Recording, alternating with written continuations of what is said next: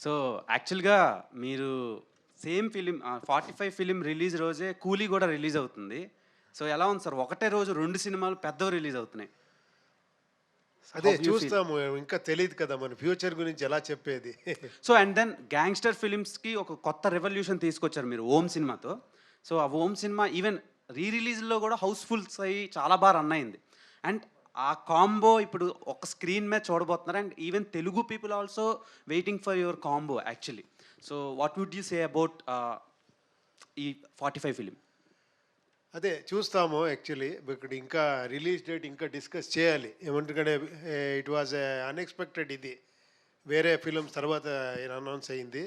తర్వాత వాళ్ళకి ఇంకా చాలా అదే శివಣ್ణ గారు చెప్పారు కదా! గ్రాఫిక్స్ వర్క్ చాలా ఉంది.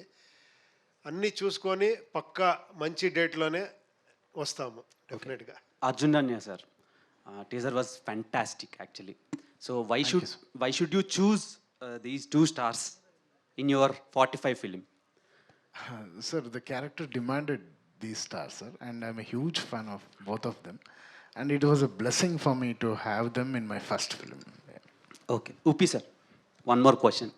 సో, లాస్ట్ టైం మీరు 'యూఐ' ఫిలిం తీసి ఆ వైబ్, ఆ ట్రాన్స్ నుంచే ఇంకా బయటికి రాలేదు. సో, అప్పుడు ఒక క్వశ్చన్ మీకు రైజ్ చేశాను. సో, ఇప్పుడు అది ట్రెండింగ్ అయితుంది. ఏంటంటే టెస్టోస్టెరాన్ లెవెల్స్‌ని రైజ్ చేసే కాంటెంట్ మీరు ఇస్తారు అని. సో, ఇప్పుడు మ్యారేజ్ సర్టిఫికేట్స్‌కి కూడా అది టెస్టోస్టెరాన్ మీరేనా అడిగింది ఆ క్వెషన్?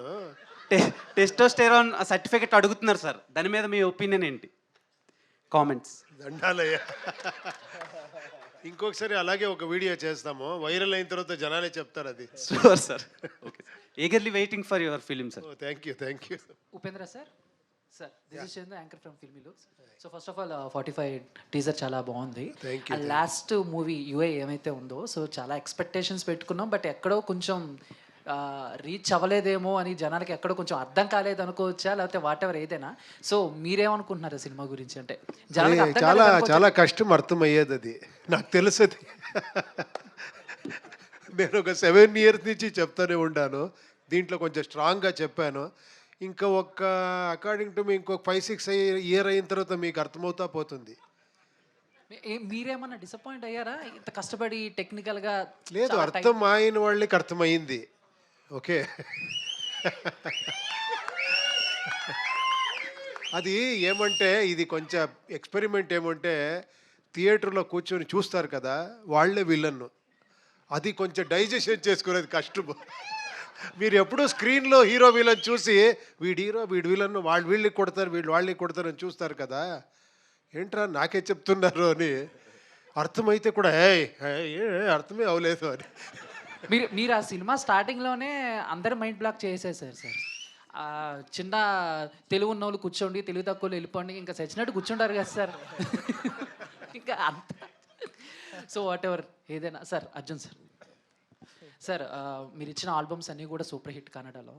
సో ఏంటంటే ఇప్పుడు పాన్ ఇండియా అయిపోతుంది. అంటే తెలుగులో చేసిన వాళ్ళు మలయాళంలో చేసిన మ్యూజిక్ డైరెక్టర్స్ తెలుగులో అలా చేస్తున్నారు. బట్ మీరు ఎందుకు ఇన్ని కన్నడ సినిమాలు 100కి పైగా కన్నడ సినిమాలు చేసినా కూడా స్ట్రైట్ తెలుగు సినిమా ఎందుకు చేయలేకపోయారు? యాజ్ ఒక సింగర్గా కానీ లేకపోతే మ్యూజిక్ డైరెక్టర్గా కానీ వచ్చినాయా, వదిలేసుకున్నారా ఆపర్చునిటీస్ ఏమన్నా?